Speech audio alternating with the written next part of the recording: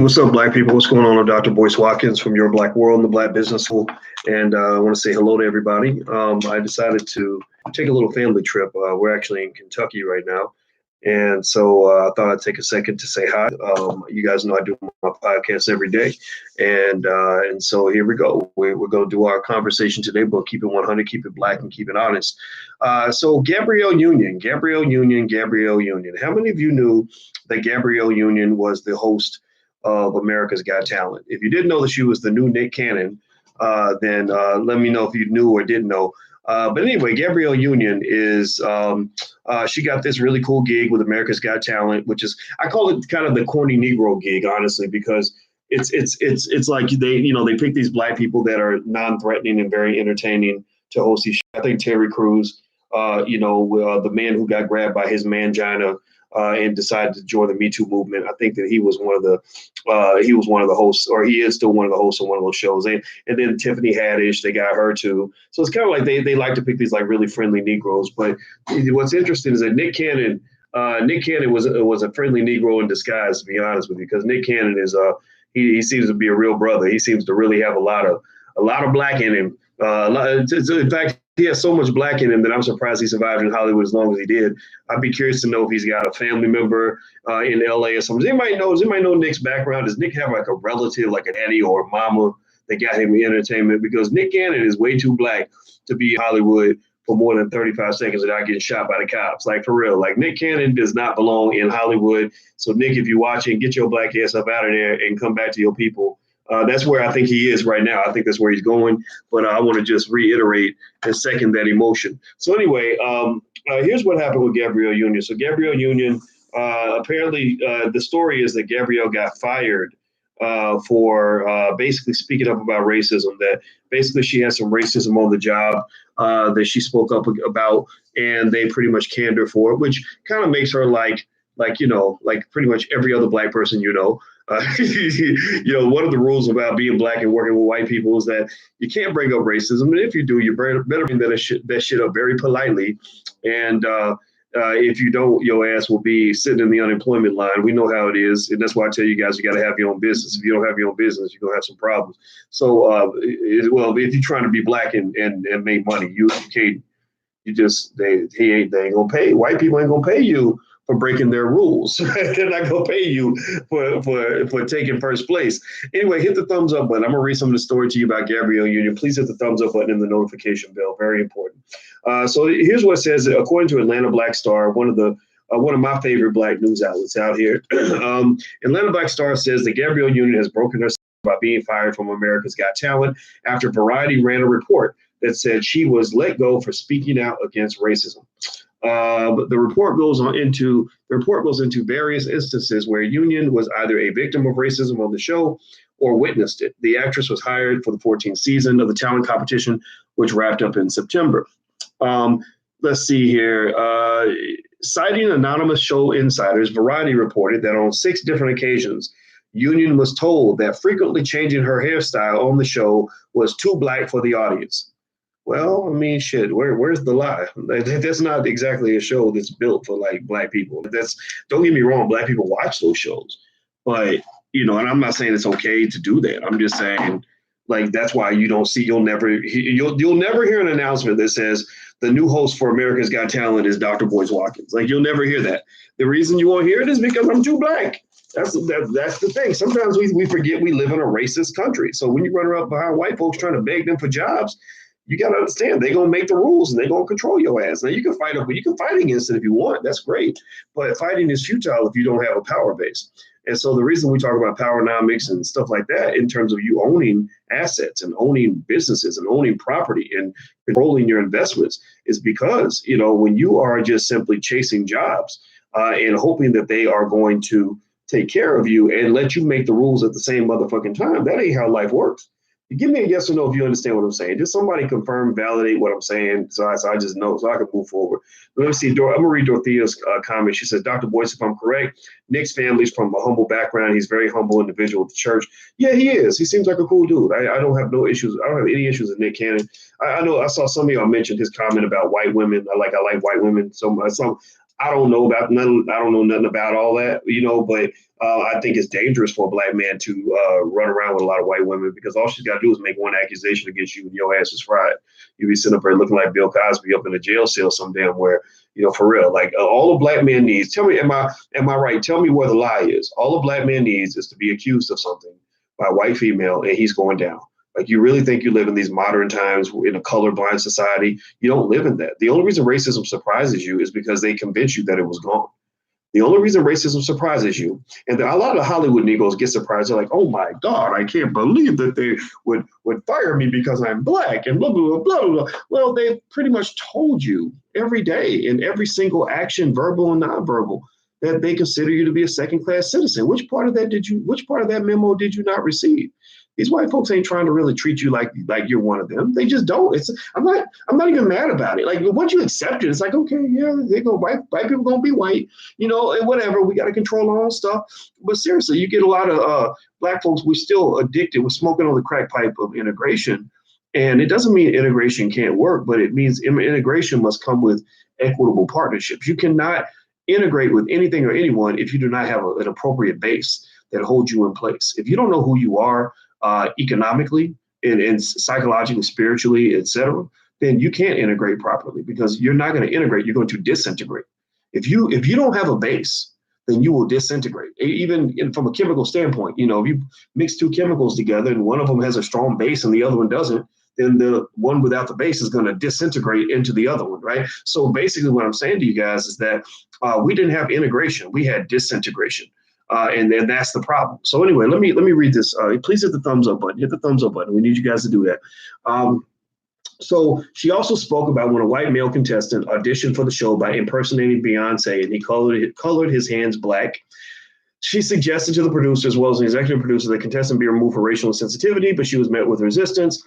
She also expressed concern over a racist joke that was allegedly told by former late night show host Jay Leno, who sat in as a guest judge. And basically, Jay made a joke that was offensive to Asians. I think he made a joke about dogs and, like the dogs look like something that would be in a Korean restaurant or something like that. But that is not my concern. I'm sorry. I'm not sitting around here getting offended because of Asian jokes and all that. Like that's your problem also. That's why you've been disintegrated, is you're too quick to integrate the black experience into everybody's experience. You're too quick to get outraged over, what I consider to be relatively shallow examples of racism, and you ignore the big fish in the pond. You ignore the big examples of systemic racism that are more effective and far more detrimental. Let me explain. I don't really care if a white guy thinks that my hair is too black. I ain't even got no hair, right? But seriously, I don't care if he makes a joke about black guys listening to rap music. I don't care if a white guy performs as Beyonce and paints his hands black. That does not offend me. I give zero fucks about that. What I would pay attention to if I was working for a company is I would say, okay, you have 12 senior managers. How come none of the senior managers in this company are black? You have been in business for 45 years. How come you've never promoted a black person in the entire history of this organization, right? Your board of directors is 100% white. How come there's no black people on the board of directors? You spend your Comcast, you spend, $11 billion a year on content licensing, and you spend none of that with black owned businesses, right? Now, my point is to say, that's how you can identify a winner, is if they're loaded with haters. If a winner has a lot of haters, that means they're really winning. So you got to choose. You can either be hated or be a hater. You choose which one you want to be. But at the end of the day, I'd rather be hated than be a hater. Seriously, I think it's really kind of funny that we are so caught up in whether or not people like us, which is ultimately the formula for being a loser. If you're caught up in whether or not people like you, then just sign up for the Losers Club, because that's pretty much what you're behaving as when you're all worried about whether or not somebody, made a joke to offend you or whatever. What you want to do is you want to control the resources. You want to control the wealth. You want to control the money, and then let people sit back and hate all day if they want, talk about you all day, call you a monkey, do whatever they want to do. But it doesn't matter if you have the power. And so basically what I think is that with Gabrielle Union's situation, I'm not surprised at all. You signed up to work for those white folks. That's what they're going to give you. You come in there trying to be black. Like, you really think that's the problem. The biggest myth that we have as black people, at least in the 21st century right now, from what I'm seeing, is that we somehow believe that we can work for white people and talk shit to white people at the same time. Like, seriously, like, you really think you can work for them? You can be a slave a powerful slave. Like that's what we're trying to be. A lot of us are trying to become powerful slaves. Like, look at me, I've got the best job. I'm the head Negro in my department. And then you're like trying to actually be as black as you would be if you were an independent black person. Truly independent black people, they chose a different life. They walked away from this. They walked away from it. Like you can't marry the rapist and think he's going to take you on a honeymoon. He's going to rape your ass. I don't care. He's always a rapist. And so my point is to say, I just find it, I'm not going to say it's funny. It's not funny to me because I have to be patient. I have to, not be so harsh because I've seen things. I understand things at a different level than a lot of people. So I have to accept that. But, when I see somebody who's, working for white people and trying to be Malcolm X at the same time, the first thing I want to tell them is Malcolm X didn't work for the white man. Like you can't, you're not Malcolm if you're like Kaepernick. No disrespect, like Colin Kaepernick. Colin Kaepernick is not Muhammad Ali and trying to get a job at the same time because Ali wasn't really out here begging for a job. Ali wasn't getting paid millions from the NFL. So I'm not trying to say that Cap is not a good dude. I'm not trying to say Cap does not have a good cause. I'm not trying to say Gabrielle Union doesn't have a good cause. I'm saying that you can't bring the spirit of the revolutionary into the building when you're basically signing up to be a slave. It doesn't mean that there's anything wrong with working for other people. It just means that when you submit to a system, then the condition for you to maintain your position in that system is continued submission. When you decide to start rebelling against that system's going to fight you back. That system's going to boot you out. Right? That's the condition for you to be there. The condition for you to be there is for you to go along to get on. That's why Stephen A. makes so much money for ESPN, because Stephen A. made a conscious decision to say, if I'm going to be a revolutionary, I'm going to be a revolutionary on my own time. When I'm on ESPN's dime, I'm going to be an ESPN guy. Right? And I don't even knock him for that. I think that's more realistic. I wouldn't understand Colin Kaepernick saying, hey, y'all need to give me a job at ESPN, and I'm gonna go in there and just talk shit and destroy your business and fuck everything up and break every rule that you have and do everything different from what you're paying me to do. That doesn't add up. It doesn't add up. To be free, you got to be able to pay your own bills, and there are some situations you're just gonna have to walk away from. So I don't really blame America's Got Talent for getting rid of Gabrielle Union and Nick Cannon. I don't blame them for leaving. It's just a bad fit. Maybe one day we'll live in a world where a black person can be a revolutionary and still work for white people. I'd love to live in that day. I'd love it. I'd love it if I was able to go and work at Harvard University and be as black as I want to be every day of the week. That day is not here yet. If I go into Harvard with my black ass, talking the way I talk about the things I talk about, I would be fired in about 2 days. Because if I was a white man, I don't think I'd want me around either. So y'all need to kind of get past this whole, like, we're waiting for white people to like us. We're trying to make them understand it's our job to educate them about racism. It's not their job to educate. You don't educate when you dealing with a dumb motherfucker, somebody as dumb as a racist. You don't have to educate. You don't educate the racist, because the racist really isn't smart enough to even understand what you're trying to tell him, especially if he's arrogant in his racism. You need to educate him on power. You need to kick him in his ass. Some people only understand a good ass whooping. Some people only understand power. And so if you're sitting around trying to elevate and educate and, and basically reveal and expand the consciousness of white America as your key to racism, then basically what you're saying is that racism will only go away if they decide it's going to go away. You're never going to actually be able to fight for your territory. You're waiting for them to give it to you. Or people will say things to me like, well, Doc, you could teach people about making money and stuff as a way to fight racism, but they still going to be a nigga in America. Racism still going to be there. They always going to be under the thumb of racism. And I'm like, so you're telling me that no matter what I do as a black man, that they're always going to control me? They're always going to have power over me? Well, I say, fuck you. And I say, that's not true. If you look all throughout history, every great people who has ever achieved freedom had to fight for that freedom. And the biggest problem you have as black people is that you ain't really ready to fight, because fighting is uncomfortable. You want to try to fight and be comfortable at the same time, and that don't work. You can't have a $2 million a year job working for white people and still fight racism as if you were Harriet Tubman. It ain't going to happen. Harriet Tubman was not making $2 million a year from white people. Harriet Tubman had white guys putting guns to her head, ready to bust a cap in her ass. Harriet Tubman had to deal with the discomfort of being hated unlike anybody else. Harriet Tubman had to get up every day, look over her shoulder, sleep with one eye open, and know that anytime any of the haters catch her slipping, her ass will be gone. That's what she had to live with. Are y'all ready for that? Are y'all ready to live with that? If you ain't ready, then just stop acting like you're ready. Seriously, if you don't, we got a lot of fake woke people in here. People talk about being woke. They don't even know what woke really means. You up here to just sleep. You have a dream and you wake up from the dream, but you're really still dreaming, but you thought you woke up but you're still in the dream. That's what we have. We have a lot of people who really think they woke, but ain't woke up from shit. Maybe I'm not even woke. But one thing I do know is that when I became woker, when I became economically woke and woke in terms of power, I learned one fundamental rule about life. That I can't talk shit to the white man and then turn around and beg him to pay my bills. I can't do that. That's not going to work very well for me, right? So maybe I sound mean when I say it. I'm not trying to be mean, but I'm just trying to be honest. And that's the way it is. That's how the world works. So I feel for Gabrielle. I think that she's right in this. Absolutely. I agree with her. But who gives a shit what I think? It's their show. They're going to do what they want to do with their damn show. They're going to go hire another Terry Crews.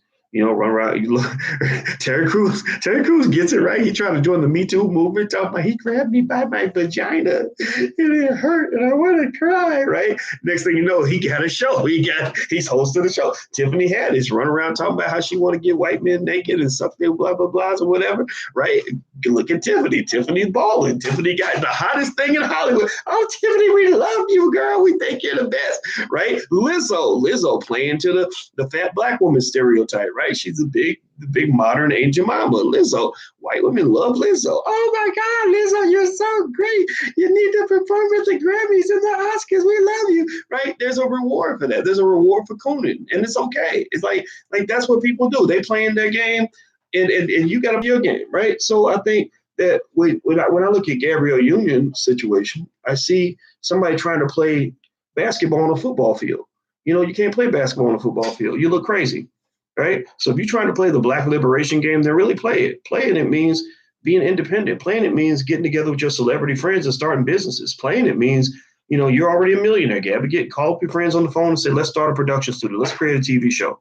We might start on the internet, but we're going to get it on Comcast eventually. If we can't, we'll just do some other things. We'll make it work some kind of way. We'll whatever it is. Right. Playing the game means playing the entire game and understanding that to win the game as a Black person in America, you must not only play a different game, but you must be the person who designs the stadium, designs the rules, picks the referees, chooses the type of court, the size of the court, all these things.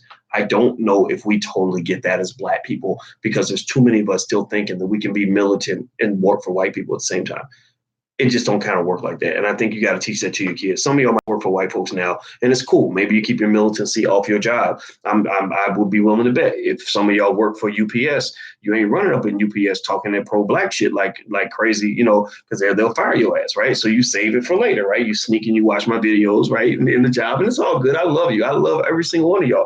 But I'm thinking for your children, what you do is you tell your kids, look, son, if you really want to be a real man, like if you really want to stand up, you got to own your own. You got to have your own. Like Alicia was saying today, she said, God bless the child who has his own. So bless your children by teaching them to have their own. Bless your children by teaching them that it's more fulfilling to be independent and free than it is to be a high paid slave. Seriously, tell your children that, right? Prepare them now so that when they run into these same situations, they're not going to have to bow and sit down every time it's time to stand up.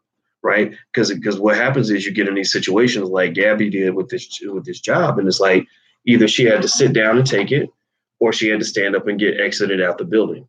And then unfortunately, that's the choice that Black people end up receiving. And I want you to have better choices. All right.